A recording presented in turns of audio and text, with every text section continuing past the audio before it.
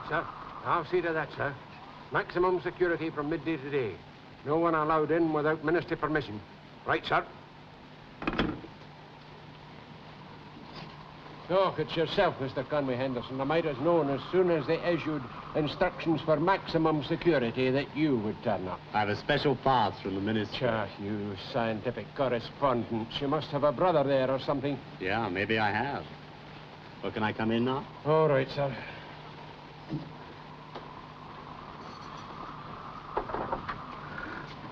Any matches or cigarette lighters? Oh, just a moment, sir. Sit down, will you?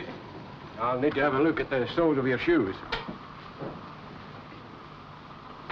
Well, what are you looking for? Secret panel? Just to check there's no metal caps that might cause a spark. Oh, well, I've got a gold filling in my tube. You better keep your mouth shut about that. Keep your mouth shut. A wee joke, see? Oh, yes, I see. Oh, tell me, I gather there's going to be a rocket launching here in the near future. You're from the newspapers, so maybe you can tell me. Hello, Valerie. Hello, Mr. Henderson. Well, perhaps you can tell me what's happening around here. I don't know. We only got here this morning. I'm looking for Jimmy. Jeff and I can't find him anywhere. Have you seen him? He hasn't been here, but if Master Jimmy's running loose in the rocket site, then something diabolical is bound to happen. Oh, there's the alarm. No. You stay here, Mr. Henderson. Where's that? Hello, Jeffrey. He's in his office. Where is it, Chief? Rocket launching pad, sir. Main control room to launching pad. Wedgwood here. There's an unauthorized person in the vicinity of the moon rockets. Security patrol to arrest immediately. The launching pad. We can see that from the window. Can't see anyone. Main control room. Yes. Oh, right. Thank you. They've got him, sir. He's in the guard room now. Has he been identified? Yes. It's Jimmy, sir. Jimmy? How did he get there? Have him brought up here immediately. All right, everybody, false alarm. I thought I told you to keep an eye on your young brother. I'm sorry, Dad. He was only away a few minutes. Yes, the last time we left him alone for a few minutes, he ended up a 250,000 miles away in outer space. We won't let it happen again.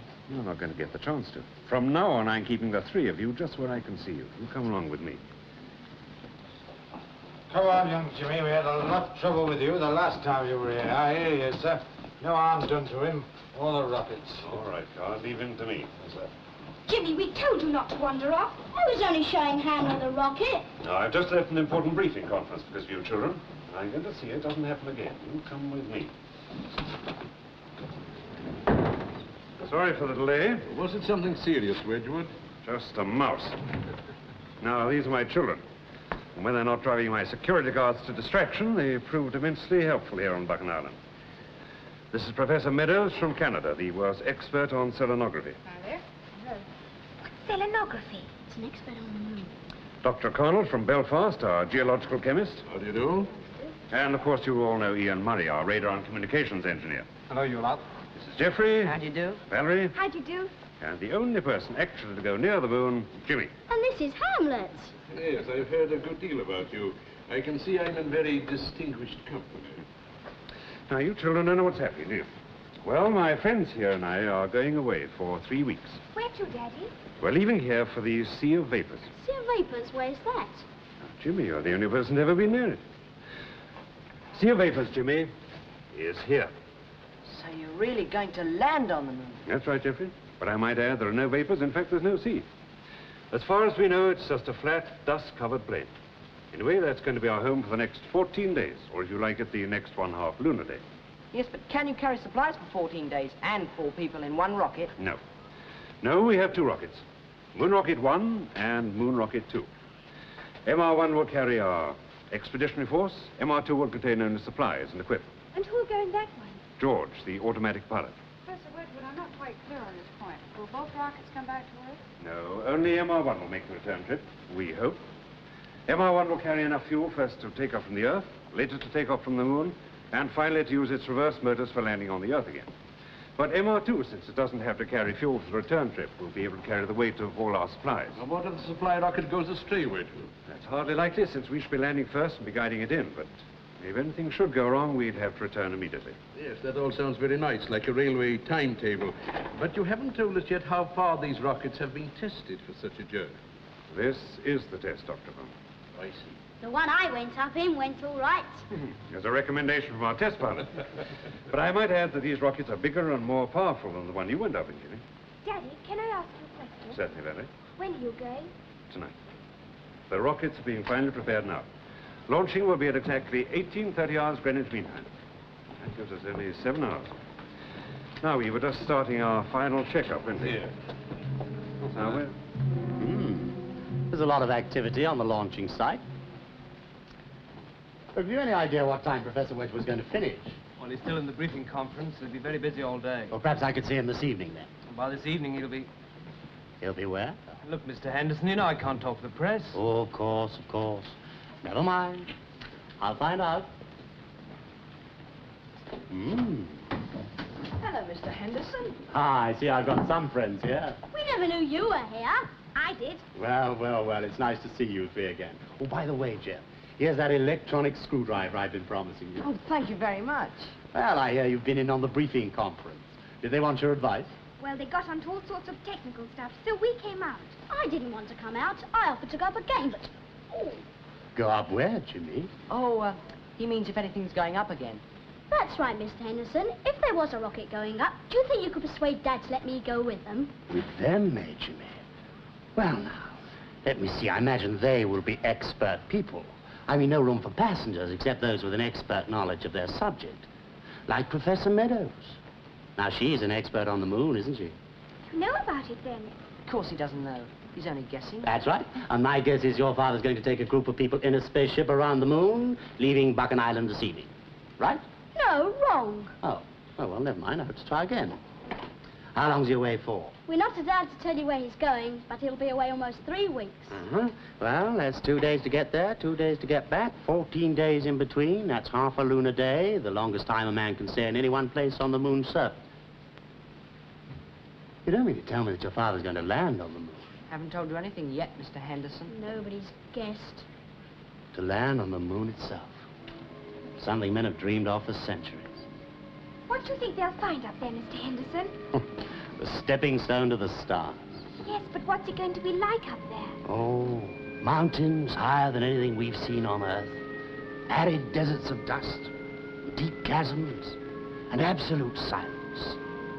And craters, vast craters up to 150 miles across. You know, your father will probably find out what caused those craters. And he'll also probably find out where the moon came from. Well, where did it come from? Well, here's one theory. Come over here. Now, many scientists believe that the moon broke away from the Earth when the Earth was still molten. Now, if so, it probably came from around here, where the Pacific Ocean is now. Now, do you know what else that's called? The fiery belt. Oh, yes, fiery, because there are volcanoes and earthquakes right there. Yeah, that's right. There's Japan, the Fiji Islands, across to the coast of Chile, San Francisco, and Alaska, where there are also hot springs. Now, this seems to be where the Earth's crust is thinnest, as though a huge chunk of granite had been scooped out of it. When did this happen? Oh, probably about 2 billion years ago. Gosh, I wish I was going this time. Jimmy, what you did was dangerous enough. But to make a moon landing and to get back alive, your father's very brave. They all are. Jeffrey, can you give me a moment? Jeffrey, I want you to get hold of your father. Can't you get him on the intercom? No, I don't want to use the intercom. I don't want the others to know. He's taking the briefing conference on a tour of inspection. See if you can find him. All right, Mr. Field. Jimmy, Val. Look, Dad's finished in his office now, so you can go in and start unpacking our things. All right, aren't you coming to help? No, I've got to take a message to Dad. You go on. Something wrong, Mr. Field? I don't know yet, but don't let the others know. If you can get your father aside, tell him it's about MR2, the automatic supply rocket. We've been testing for the last hour and there's something wrong with it. All right, I'll get him immediately. Yes, and hurry. Here, Mike, what do you make of this?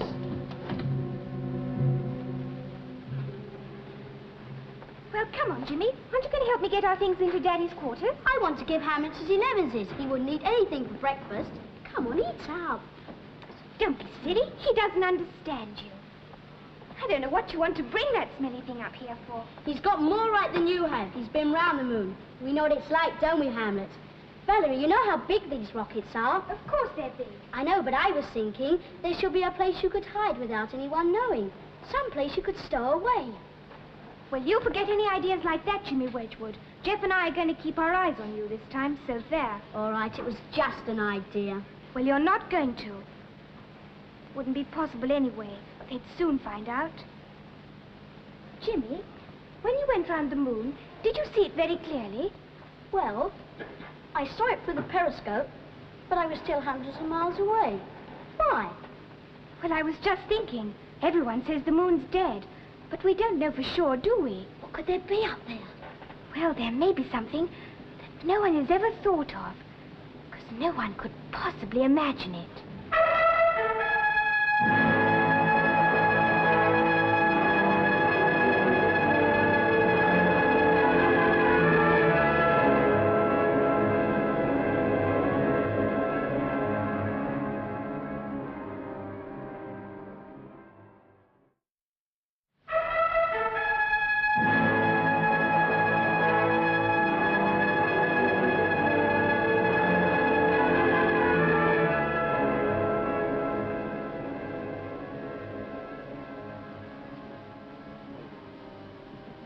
What's the progress on MR2, Jean? They found a fault in the relay. It's being repaired now, sir. Oh, good. That's it, Mr. Field. My electronic screwdriver came in handy. Thanks for your help, Jeffrey. Useful things. MR2 to control room. Repair now completed. Thank you, MR2. 15 minutes to go, everybody. Well, Jean, I'm handing it all over to you now. Continue the countdown and fire MR2 6 minutes after we've gone. Good luck. Good luck, Professor Wedgwood. Take care. I will, don't worry. But just if anything should go wrong, I want you to break the children. I wouldn't want anyone else to go. Nothing must go wrong, sir. It won't. Well, we must be off now. We'll be in radio contact with you at 2,000 miles and continuously after that. Right, sir. Goodbye, Henderson. Goodbye, Professor. And good luck. Thank you. Come along here and you'll miss the bus. Coming, sir. Oh, here's our fan club. Now, look, I brought you three here not just to see the fun, but because I really want you to help Jean. All right, but we soon come up and help you. Not this time, Tibby. Maybe in a year's time we'll be running tourist trips. Goodbye then, Dad.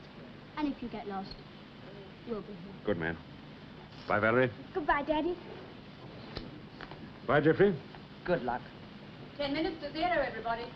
Well, we're off. We'll see you all in about 3 weeks' time. Bye, sir. Goodbye, Professor Meadows. How can he be so cool when we're probably none of us going to come back? But Dr. Connell, did you... Didn't I volunteer? Why, of course. What scientist could resist such an opportunity? But as a scientist, I can also calculate the odds of survival. Don't worry, Doctor. You'll be all right. Well, that fortifies me. Clear fueling base. Clear fueling base. Stand by to ignite primary motors on MR1. Stand by to ignite primaries, MR1. It's goodbye to Scotland for a while, Professor. Here we go.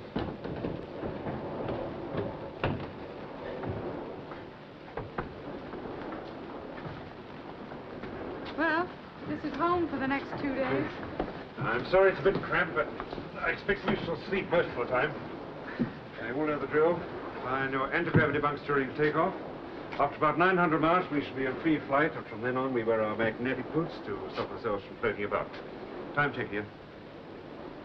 MI1 to main control room. We are now nose cone. Time check, please. 65 seconds to 0. We are now igniting secondary motors. Thank you. See you all after takeoff.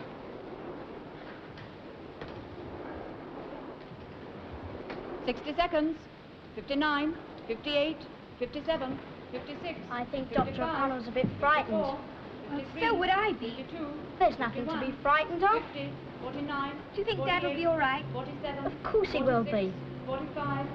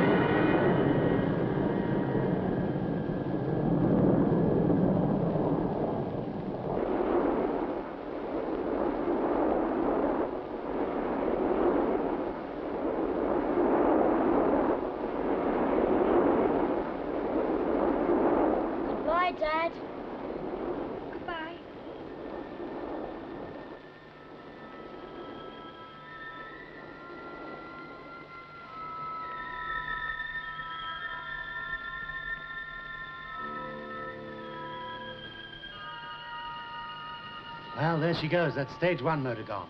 Now it's number 2, eh? Yes, I'm just going to do the final checks now. Ah, there's a loose screw. Jeffrey, see if you can fix that with that new screwdriver of yours, will you? Yes, of course. Well, that's funny. Don't seem to have it. Oh, not to worry. There's one in my drawer here. Yes, I know, but I had it when I went into MR2.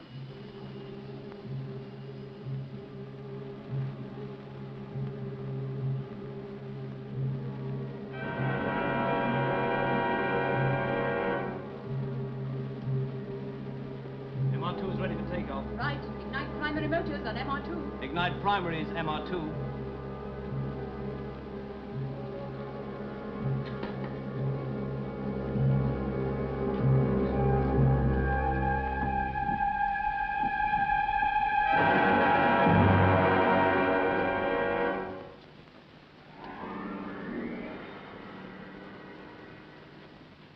Ignite secondary motors Hold on it, Gene. MR2. MR2 automatic pilot's cut out. There must be complete short circuit. Main control room to engineers. Check the automatic pilot and MR2 immediately. All right, I'll go over there. Keep me distance on MR1. All right, I'll do it. Distance? 2,000 miles. Call up MR1. See if Professor Wedgwood's recovered consciousness yet after the launching. We'll have to tell him. Oh, shall I do that? Yes, please. Right.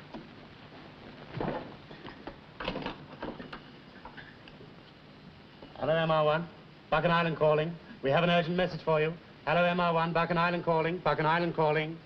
Gosh, I do hope they can do something. That rocket's got all Dad's supplies in. And the oxygen, I wonder what caused it. I don't know. Why, that's the one that Jeff was working on. Hello, MR1. Buchan Island calling. There's a serious fault in the control mechanism of the supply rocket. It can't take off.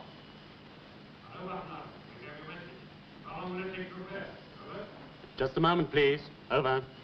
Do we know yet? Just a moment. Are you sure? Can't it possibly be done here? See. The automatic pilot will have to be stripped out completely and returned to London for repair. It'll take at least 6 days. Hello, Buchan Island calling. MR2's automatic pilot is out of service for 6 days. Over. 6 days? But that rocket contains most of our supplies. If that doesn't go through, the expedition's finished before it's even started. MR1 calling Buchan Island. What's the cause of the trouble? What's gone wrong? Over. Will you wait, please? Over. This is the culprit. Somewhere between the transformer mains terminals. I left it there. I forgot it. Jeff, how could you? Well, never mind, Jeff. It's too late now. I wonder. Kennedy? Yes? If that equipment was stripped out... It could be controlled manually, if that's what you mean. Well, how long would it take? About 3 hours. Right. Right? Hello, Professor Wedgwood. The rocket can take off under manual control in 6 hours from now. May I have your permission to act as pilot? Certainly not. You've had no experience. Over. I used to pilot jet planes, Professor. I'm not just a science reporter. Over. I can't risk it. Over. Can you risk the failure of the expedition and the lives of your crew? Over. Much luck to succeed, Henry. Not as much Over. luck as you'll need, Professor, without those supplies. Oh, come on, Professor. You know I could pilot this rocket. Over. He's got the theoretical knowledge, sir. Can't pilot a rocket on theory. But isn't that what we're doing, Professor? All right, Henson. Bring it up if you think you can. But I can't guarantee to get you back. Right. Well, may I pick my own crew? Over. If you want to bring a couple of technicians and they're willing, well, you'll need them. Have you found out the cause of MR2? No, not yet. We'll let you know. Over and out. Now, Gene, what about beds, food, and water for the crew? Yes, right. I'll organize that. Won't you need space? Well, there are reserve suits already in there. Right, then all I've got to do is to pick my crew. Now, first I need a good radio man. Jeff, do you think you could do it? Oh, yes, of course. Oh, but are you sure you want me? After what I did? Yes, but you better leave your screwdriver at home this time. Well, I think the two of us can manage. What about me, Mr. Henderson? Jimmy, what could you do up there? I've been up before. I know what it's like to be without gravity, and none of you do. I know what it I'm feels like. afraid not, Jimmy, not this time. But, Mr. Henderson, I don't weigh much. Experience might be useful, Mr. Henderson. Yes, you've got a point there, I suppose.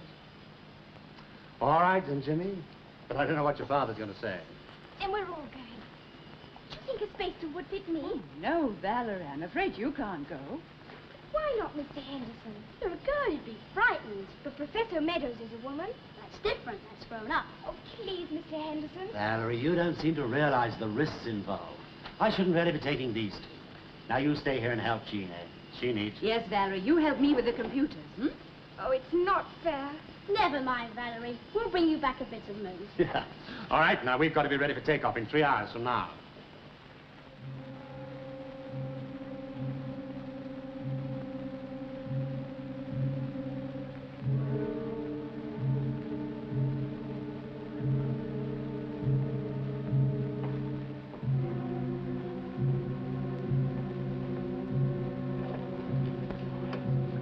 Main control room.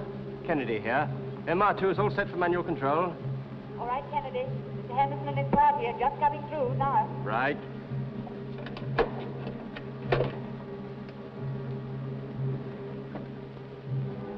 I think it's a rotten shame Valerie not staying around to say goodbye to us. It's just like her. This is the lift, Mr. Henderson. We have to go up one at a time, see?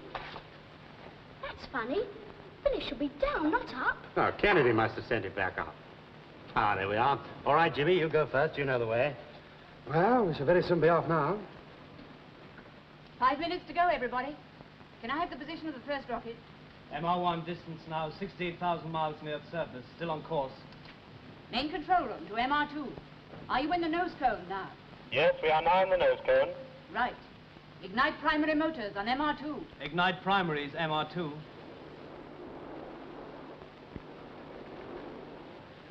All right, come on, boys. Get down on your anti-gravity bunks. This is the way to do it, Mr. Henderson. Just lie on your back as though you're in bed. All right.